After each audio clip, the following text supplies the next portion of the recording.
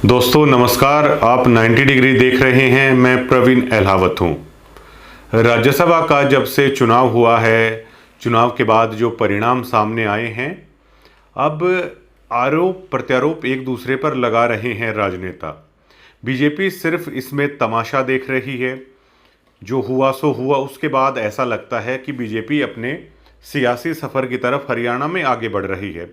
उसकी गोहाना में रैली होने वाली है बीजेपी की। वहीं दूसरी तरफ कल दो बड़ी प्रेस कॉन्फ्रेंस हरियाणा में हुई। एक कॉन्फ्रेंस अभय सिंह चौटाला ने की, साथ में आदित्य देवीलाल उनके बैठे हुए थे, उनके अन्य कार्यकर्ता वहां पर थे। दूसरी तरफ अभय सिंह चौटाला की कॉन्फ्रेंस के दरमियान ही अभय सिंह चौटाला ने ये कह दिया कि आज भूपेंद्र सिंह हुड्डा की भी कॉन्फ्रेंस होने वाली है। उसके बाद चौधरी भूपेंद्र सिंह हुड्डा ने भी कॉन्फ्रेंस की। और दोनों कॉन्फ्रेंसों को अगर आप बड़ी संजीदगी से, अगर बारीकी से आप देखेंगे तो दोनों ही राजनेता एक दूसरे पर गंभीर आरोप लगाते हुए नजर आए हैं। अभय सिंह चौटाला ने ये कहा है कि जब 3 बजे तक चौधरी भूपेंद्र सिंह हुड्डा को पता था कि उनके 5 लोगों ने क्रॉस वोटिंग कर दी है। हालांकि अभय सिंह जी ने तो ये तक भी कहा कि हुड्डा साहब को 4 लोगों तक का नाम पता है जिन्होंने अपना वोट कैंसिल किया है। तो कुल मिलाकर भूपेंद्र सिंह हुड्डा को ये इल्म था कि कुल 9 लोगों ने पार्टी के साथ बगावत यहाँ पर कर दी है। लेकिन उन सब के बावजूद भी भूपेंद्र सिंह हुड्डा ने मीडिया के माध्यम से कुछ नहीं कहा, ना उनसे पर्सनली मदद मांगने की कोशिश की। आपको ज्ञात होगा, इस चुनाव से पहले जरूर भूपेंद्र सिंह हुड्डा ने ये कहा था कि हमें 37 नहीं 39 वोटें आएंगी। इनेलो की जो 2 वोट हैं, हम उम्मीद करते हैं कि बीजेपी प्रत्याशी को हराने के लिए इनेलो हमारा समर्थन करेगी। चौधरी अभय सिंह चौटाला ने कहा कि अगर भूपेंद्र हुड्डा पर्सनली इस बात के लिए अगर उन्हें कहते कि उनकी पार्टी के लोग क्रॉस वोटिंग कर रहे हैं, तो वो यकीनन कांग्रेस को लेकर बेशक से वो वोटिंग ना करते, लेकिन एक दलित चेहरा राज्यसभा में जा रहा है, इसको लेकर वो जरूर वोट करते। और इसके बाद अभय सिंह चौटाला ने भूपेंद्र हुड्डा पर बड़ा सियासी खेल का आरोप लगाया है। इस तमाम खेल के लिए अभय सिंह चौटाला केवल और केवल भूपेंद्र सिंह हुड्डा को जिम्मेदार ठहरा रहे हैं। अब वो कह रहे हैं कि नोटिस वगैरह वाली चीज़ें भी चल रही हैं हरियाणा में। इसके साथ साथ में उन्होंने कहा कि जो 4 लोग हैं वो भी उतने ही कसूरवार हैं, लेकिन उन्हें भूपेंद्र सिंह हुड्डा बचा रहे हैं। बीजेपी के साथ मिलीभगत करके ये सारा खेल है वो किया था। हुड्डा साहब उसके बाद कॉन्फ्रेंस करते हैं और पत्रकार साथी अभय सिंह चौटाला की बात बार बार भूपेंद्र सिंह हुड्डा से पूछते हैं। लेकिन जब हुड्डा साहब बोल रहे थे, वो जवाब देते तो नजर आ रहे हैं, लेकिन कुछ ना कुछ चिंतित नजर आ रहे हैं चौधरी भूपेंद्र सिंह हुड्डा इस मुद्दे पर। वो यकीनन बेशक से कितनी सफाई दे लें, कितनी साफ गोई से हुड्डा साहब इस मामले को टालने की कोशिश करें, लेकिन अभी भी कुछ लोग ऐसा है जो इस मामले में हुड्डा साहब को है वो कसूरवार मान रहे हैं। और पिछली कई जो घटनाएं हरियाणा में हुई उसको लेकर सीधा हुड्डा साहब निशाने पर हैं। एक बार स्याही कांड हुआ था, उसकी स्याही आज तक हुड्डा साहब के दामन से, उनके कुर्ते से है, उसका रंग उतरा नहीं, आज भी लोग याद करते हैं। अब इसको लेकर जो राजनीति के जानकार हैं वो भी अलग अलग लिख रहे हैं। कुछ लोग तो यहाँ तक लिख रहे हैं कि हुड्डा साहब के इस खेल का राहुल गांधी को पता चल गया था, राहुल गांधी ने कुछ सख्ताई दिखाई और 9 से ज़्यादा कांग्रेस के लोग तैयार थे क्रॉस वोटिंग के लिए, लेकिन ऐन वक्त पर शायद उन्होंने अपना मूड बदल लिया, पार्टी के साथ उन्होंने गद्दारी नहीं की, तरह तरह की बातें हैं वो चली। बलराज कुंडू साहब ने कहा कि 2 नंबरी नहीं 3 नंबरी लोग नए आ गए हैं, जिस तरह की टी-शर्ट उन्होंने पहन रखी थी वो वाली बातें भी चली। लेकिन ये दोस्तों हमने 90 डिग्री पर भी बता दिया था कि जब उस किसान की बेटी की शादी में जब आए राहुल गांधी, तो हमने उसी वक्त कह दिया था कि दीपेंद्र हुड्डा को वो टाइट करके गए हैं।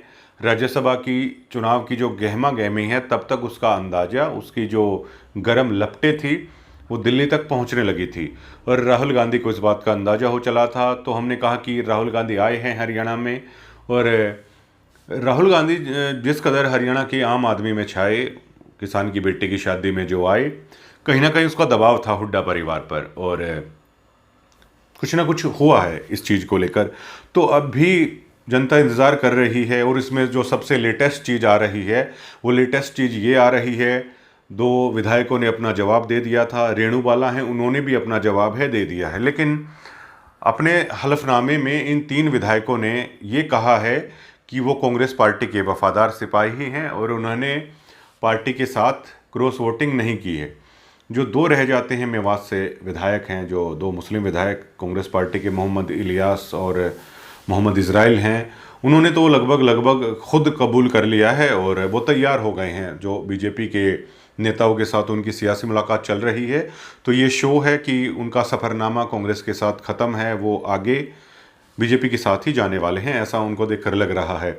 लेकिन इन 3 लोगों ने जो स्वीकार करने से मना कर दिया है, ये लोगों के मन में शंकाएं पैदा कर रहा है। अब देखिए, कंक्रीट तौर पर आलाकमान को आखिरकार कैसे पता चलेगा कि इन लोगों ने दगा किया नहीं किया।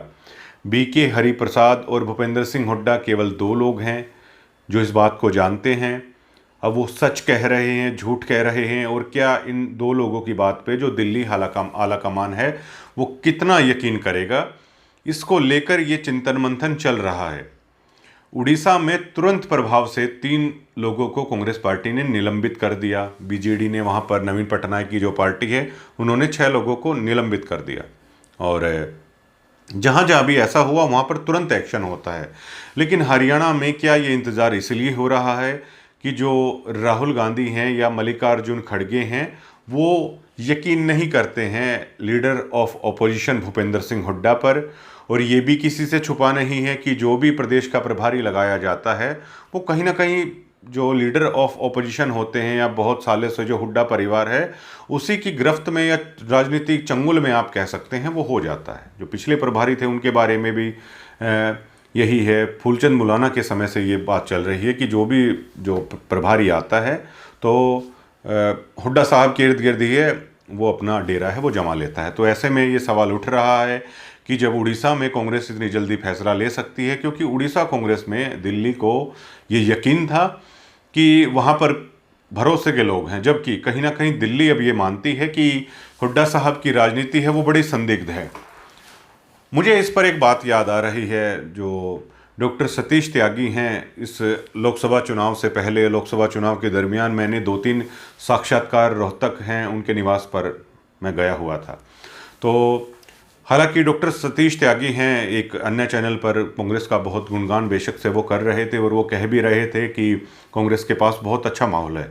लेकिन साक्षात के दौरान एक सवाल पर उन्होंने बड़ी साफगोई से डॉक्टर सतीश त्यागी ने उस इंटरव्यू में मुझे बताया कि जो भूपेंद्र हुड्डा की राजनीति है, दीपेंद्र हुड्डा की जो राजनीति है, ये राजनीति संदिग्ध है और जो केंद्रीय कमान है कांग्रेस की, वो इस तरह की संदिग्ध राजनीति को पसंद नहीं कर रही है और जल्द ही भूपेंद्र हुड्डा, दीपेंद्र हुड्डा की संदिग्ध राजनीति का राहुल गांधी ही खात्मा कर देंगे। ये बिल्कुल स्पष्ट तरीके से डॉक्टर सतीश त्यागी ने कहा था, क्योंकि उस दरमियान भी शायद लोकसभा का चुनाव चल रहा था या जो उम्मीदवारों को लेकर कांग्रेस ने बहुत लेट किया था, तो उस मुद्दे पर भी बहुत सारी बातें चल रही थी कि रोहतक में क्या राज्यसभा खाली करके और लोकसभा की सीट लेना क्या ठीक है। और ये देखिए, एक राज्यसभा की सीट वो थी जिसे दीपेंद्र हुड्डा ने छोड़ दिया था और वो लोकसभा का चुनाव उन्होंने लड़ा, बहुत रार उपजी थी उसके ऊपर, कुमारी शैलजा बहुत नाराज़ हुई थी। और एक ही ये राज्यसभा का चुनाव है जिसमें कांग्रेस की बहुत फजीहत हो रही है और हुड्डा परिवार की राजनीति, ये कहना कोई जल्दबाजी नहीं होगी कि इससे बहुत नेगेटिविटी आ रही है और नेगेटिव मार्क्स हैं, जो राजनीति का जो एग्ज़ाम है जो राज्यसभा का हुआ उसमें कट रहे हैं हुड्डा साहब के भी और दीपेंद्र हुड्डा के भी। तो केवल एक राज्यसभा के चुनाव का देखिए कितना बड़ा मामला ये बन रहा है। और जबकि इसी राज्यसभा की सीट को अपने गढ़ से ही दीपेंद्र सिंह हुड्डा ने यूं ही गंवा दिया था। तो डॉक्टर सतीश त्यागी ने उस समय कहा था कि ये संदिग्ध राजनीति जल्द ही है, इसका खात्मा है वो होने वाला है।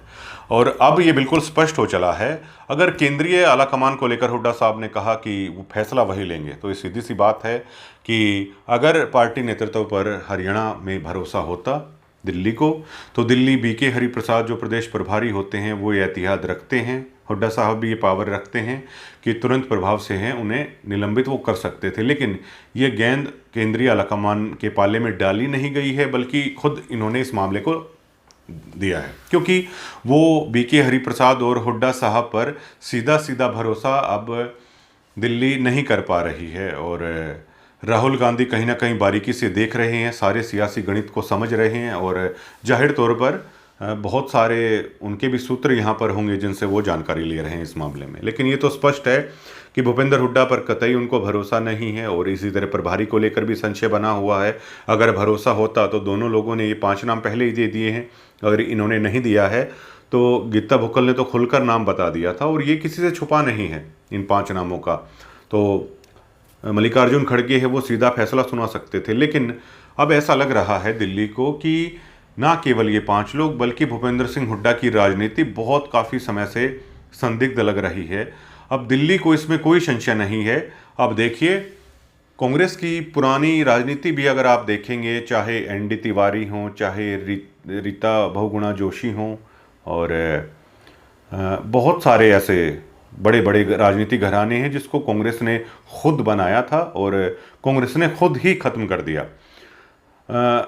प्रणब मुखर्जी के बारे में कहा जाता है कि अगर प्रणब मुखर्जी को राष्ट्रपति ना बनाया जाता तो शायद प्रधानमंत्री नरेंद्र मोदी कभी इतने बड़े कद्दावर नेता नहीं बन पाते, क्योंकि प्रणब दाव को लेकर पूरा जो हिंदुस्तान की राष्ट्रीय राजनीति है वो बहुत बेहद सम्मान रखते थे। बंगाल जैसे बड़े राज्य से आते थे और जो उनकी बुद्धिमत्ता और राजनीतिक कौशल जो था उसका नरेंद्र मोदी से कोई मुकाबला नहीं था उस एरा की अगर बात करें। हालांकि आज प्रधानमंत्री बहुत बड़ी छवि उनकी बन चुकी है, लेकिन उस एरा में नरेंद्र मोदी कहीं नहीं फटकते थे प्रणब मुखर्जी के आसपास। लेकिन सोनिया गांधी को ये चिंता थी, अगर प्रणब मुखर्जी इसी तरीके से अगर सीनियोरिटी से चलते रहे और उनकी पॉपुलैरिटी कम नहीं हुई तो राहुल गांधी के लिए एक दिन वो सियासी कांटा जरूर बनेंगे। तो प्रणब मुखर्जी को राष्ट्रपति भवन भेज दिया गया। उस समय बहुत सत्ता के गलियारों में ये सियासी जिक्र चला था कि कांग्रेस ने अपने पैरों पर कुल्हाड़ी मार ली है और प्रणब दा का राष्ट्रपति बनाना मतलब आगे कांग्रेस को दिक्कत होने वाली है जब वो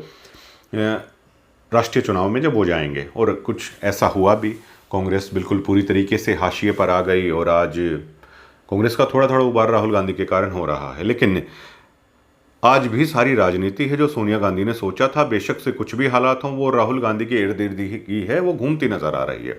तो प्रणब मुखर्जी को जिस तरीके से कांग्रेस ने राष्ट्रपति भवन भेजकर कहीं ना कहीं अपने सियासी रास्ते से राहुल गांधी के रास्ते से हटाया था, तो जब कांग्रेस इतना रिस्क ले सकती है तो भूपेंद्र सिंह हुड्डा केवल एक छोटे से राज्य के जिसमें केवल 10 लोकसभा सीटें हैं उसके मुख्यमंत्री हैं, तो ये हटाना कोई बड़ी बात नहीं है।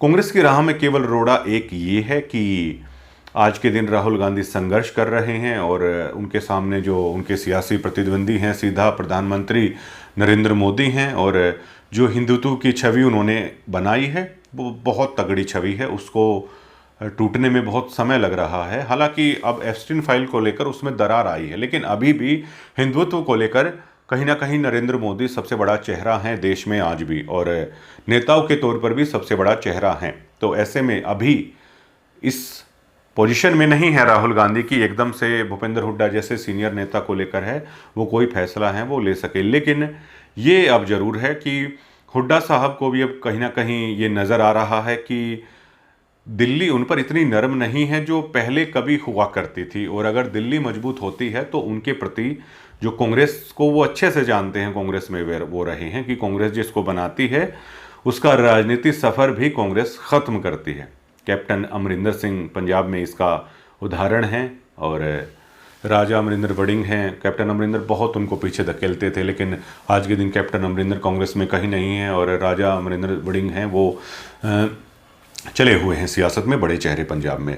तो कुछ ना कुछ इसी तरह आप देख सकते हैं। और इस चुनाव के दरमियान भी आपको याद होगा कि भूपेंद्र हुड्डा ने राहुल गांधी को कहा था कि ये मेरा आखिरी चुनाव होने वाला है। उनकी मन मर्जी से टिकटें बांटी गई, बहुत रार चली थी, वरना राहुल गांधी तो चाहते थे युवाओं को मौका दिया जाए, कुछ सीटिंग गेटिंग की एंटी इनकम्बेंसी। पार्टी के पास सारा सर्वे बिल्कुल सामने रखा था राहुल गांधी के, लेकिन भूपेंद्र सिंह हुड्डा ने कहा कि उनकी लास्ट पारी है और वो कांग्रेस को सत्ता की दहलीज तक पहुंचाएंगे। सरकार की बहुत एंटी इनकम्बेंसी है और चेहरों से इतना फ़र्क है, नहीं पड़ने वाला है। तो ये जिक्र सुना था कि राहुल गांधी ने ये कहा कि कैप्टन अमरिंदर सिंह ने भी कुछ इसी तरह कहा था, ये उनका लास्ट चुनाव है। लेकिन कांग्रेस में लोगों को निकाला जाता है, कांग्रेस में इस तरीके से ये लोग पीछा छोड़ते नहीं हैं। और राहुल गांधी ने खैर उस वक्त इसलिए मान लिया था क्योंकि दिल्ली को हमेशा प्रैक्टिस है कि कांग्रेस में किस तरीके से लोग चिपक जाते हैं, फिर उन्हें किस तरीके से हटाया जाता है या ख़त्म किया जाता है सियासी तौर पर, वो सारी चीज़ें चलती रहती हैं। हरियाणा में आज जो बृजेंद्र सिंह की यात्रा चल रही है, आप ये देखिए कि बीजेपी से आया हुआ एक सांसद जिसने लास्ट में इस्तीफा दिया था, आज वो अकेला चल रहा है सड़कों के ऊपर। क्या केवल यही है कि वो अपने सड़कों को नाप रहे हैं, जबकि अगर उन्हें विधायक बनना हो तो अपनी कॉन्स्टिट्यूएंसी में अगर बृजेंद्र सिंह इतनी मेहनत करते, हिसार वाले एरिया में मेहनत करते, तो आराम से वहाँ पर सियासी वो बड़ा चेहरा है, बड़ा कद, बड़ा रुतबा है उनके पूरे परिवार का, लेकिन वो पूरे हरियाणा में घूम रहे हैं। इसको बिल्कुल यकीनन इस तौर पर देखा जा सकता है कि आज बेशक से ना हो, लेकिन एक बड़े सियासी चेहरे के तौर पर प्रोजेक्ट कम से कम राहुल गांधी की तरफ से है, वो जरूर किया जा रहा है। और हुड्डा साहब इस बात को जानते हैं। और कांग्रेस आला कमान बड़ी गौर से उन 3 लोगों को भी यहाँ पर सुन रहा होगा जो कह रहे हैं कि उन्होंने पार्टी के साथ ऐसा नहीं किया है। आरोप प्रत्यारोप लगातार चलते रहेंगे, लेकिन हमें ऐसा लग रहा है कि अब मीडिया के सामने भी इस सवालों पर भूपेंद्र सिंह हुड्डा हैं वो खिसियाने से लगे हैं दोस्तों। और चलिए अब आपको छोड़े जाते हैं कि अभय सिंह चौटाला ने कल कॉन्फ्रेंस जो की है उसमें क्या कुछ हुड्डा साहब के बारे में, राजनीति के बारे में है, क्या कुछ कहा है, आप देखिए उसे। सारी चीज़ें मैं एक चीज़ आपके माध्यम से हुड्डा साहब से पूछना चाहता हूँ। 3 बजे तक 87 वोट डल गए थे। 1 वोट बचा था स्पीकर का, 2 वोट बचे थे हमारी पार्टी के दोनों विधायक के। हुड्डा एजेंट था कांग्रेस की तरफ से, और एजेंट को हर वोट दिखाया जाता है। हुड्डा ने अपनी आंख से सारे वोट देखे थे कि कौन सा वोट कैंसिल होने जा रहा है, कौन सा वोट हमारी पार्टी का बीजेपी के पक्ष में जा रहा है। ये जानकारी 3 बजे तक हुड्डा साहब को सारी लगी थी। आज हुड्डा ने फिर कोई प्रेस कॉन्फ्रेंस बुलाई है। मैं आपसे कहना चाहता हूँ, मेरी तरफ से पूछना उनसे, मेरे सामने आने की तो हिम्मत नहीं है, लेकिन आप मेरी तरफ से ये पूछना कि जब 3 बजे तक आपको सारी चीज़ की जानकारी थी तो आपने डिस्क्लोज क्यों नहीं करी? उसके पीछे भी एक राज है नहीं डिस्क्लोज करने के। अगर वो 3 बजे तक डिस्क्लोज कर देता है कि हमारे 8 विधायक 9 विधायक जो है वो कहीं वोट कैंसिल करवा गए, कहीं उसके पक्ष में डाल गए, तो फिर हो सकता था ये तो बीजेपी वाले को जिताने में लगे हुए थे, और हमारा ये फैसला था कि हमारे ऊपर जो रोज़ रोज़ का एक लेवल लगाने की कोशिश की जाती है, हम उसको साफ करेंगे। अगर ये बात पहले सामने आ जाती तो मैं हो सकता है मेरे दोनों विधायकों को ये कह देता भी जाओ जाकर के कांग्रेस के पक्ष में वोट डालो, ताकि ये कांग्रेस से सदा सदा के लिए इनका मुंह बंद हो जाए। और ख़ास करके एससी समाज का व्यक्ति था, और मैं हर हालत में इस तरह का फैसला ले सकता था।